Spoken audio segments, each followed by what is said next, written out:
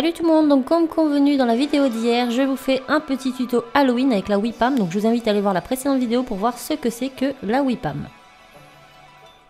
Donc pour ce tuto, vous aurez besoin de WIPAM orange et de WIPAM verte. Vous aurez besoin d'une boule de polystyrène, d'outils en plastique pour modelage et de la clé au col de chez Cléopâtre. Donc je commence par prendre ma pâte, je la malaxe bien pour ne plus qu'elle colle à mes mains. Donc je prends une boule suffisamment grosse. Je fais en sorte de bien la lisser et une fois qu'elle est bien lisse, je vais tout simplement venir l'aplatir grossièrement avec mes mains et je vais englober l'entièreté de ma boule en polystyrène. Donc prenez la quantité de pâte en fonction de la taille de votre boule, bien évidemment. Donc je vais tout recouvrir pour avoir quelque chose d'uniforme et avec à peu près la même épaisseur partout. Donc c'est quand même assez important de gérer l'épaisseur.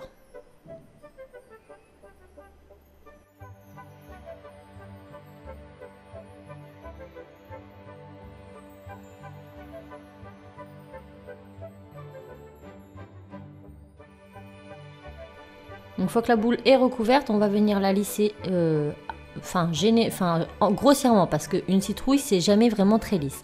Une fois que c'est lissé, on va venir découper le haut de notre citrouille. Donc là, c'est en fonction de ce que vous voulez obtenir. Donc moi, j'ai fait à un quart du haut à peu près, et je vais retirer tout le dessus. Donc je ne sais pas si j'aurais dû procéder comme ceci, puisqu'après j'ai fait un chapeau, tout compte fait, donc je ne devais pas faire de chapeau à la base et puis j'en ai fait un. Mais je vous montre comment j'ai fait et ensuite adapter un petit peu à ce que vous souhaitez faire. Donc pour retirer, je racle avec un outil en plastique.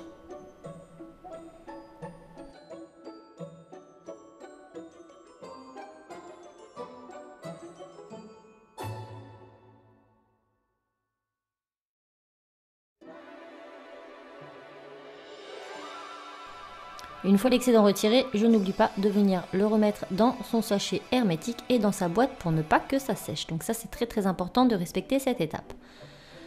Donc maintenant, on va venir façonner le haut. Donc je racle les bords de façon à avoir quelque chose de plat et de plus ou moins droit.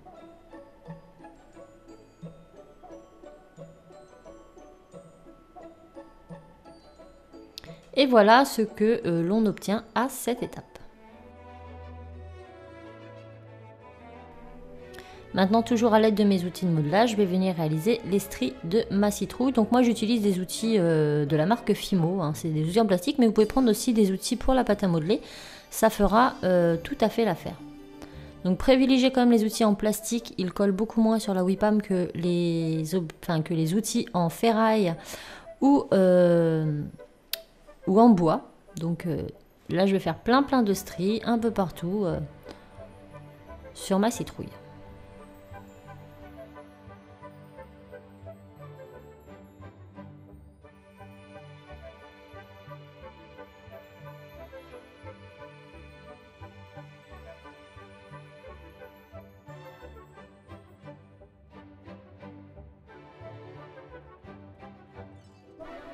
Une fois que c'est fait, on va venir sculpter notre visage. Donc pour cela, je prends tout simplement mon scalpel. Je commence par le nez, puisque c'est le centre de mon visage et que ça va être plus facile après et pour centrer le reste. Donc je découpe ma pâte et ensuite je viens gratter avec l'outil en plastique pour retirer l'excédent.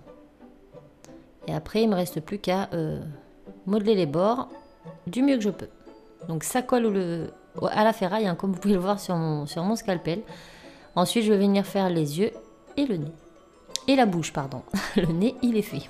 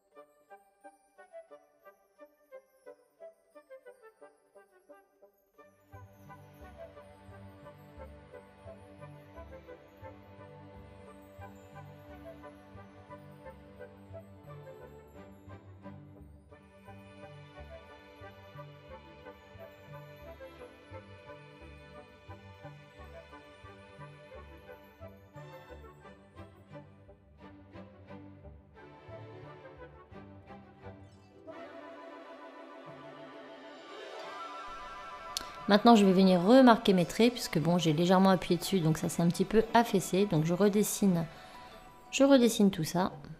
Je prends mon temps.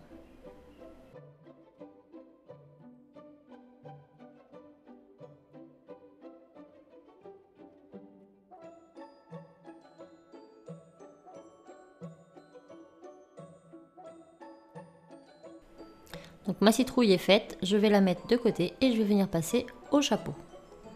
Donc je viens reprendre de la pâte.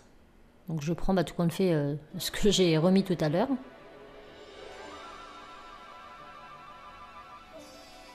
Je viens réaliser une boule bien lisse. Et je vais venir l'écraser légèrement sur ma table.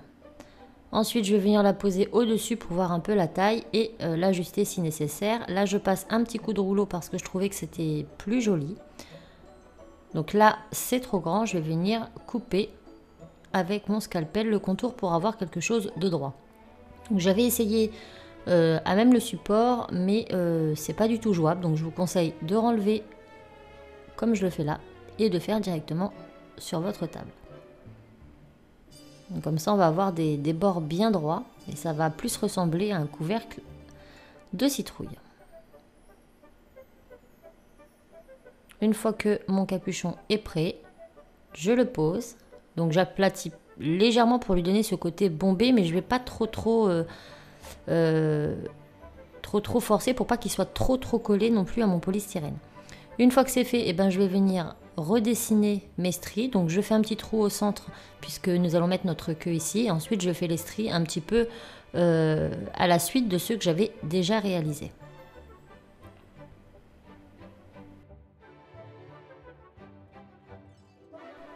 Donc le capuchon est fait, on va passer à la queue. Donc pour cela je prends tout simplement du vert.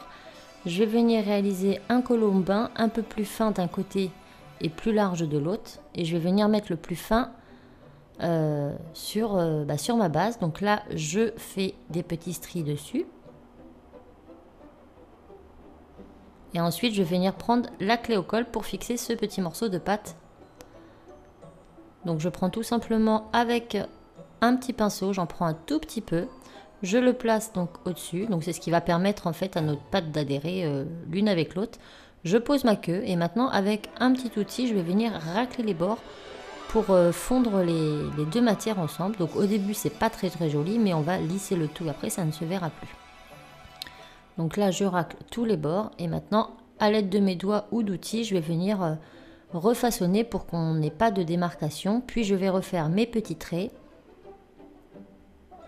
et je vais légèrement courber la queue de ma citrouille pour qu'elle soit plus jolie, comme ceci. Et maintenant, on va laisser sécher toute une nuit. Donc là, la nuit est passée. C'est dur en surface, mais c'est encore très mou à l'intérieur. Donc faites attention.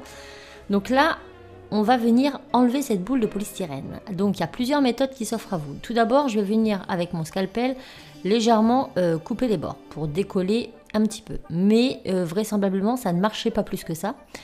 Donc j'ai utilisé mon fer à embosser. Si vous n'avez pas de fer à embosser, vous prenez du dissolvant, vous mettez le dissolvant sur votre boule de polystyrène et elle va se dissoudre complètement.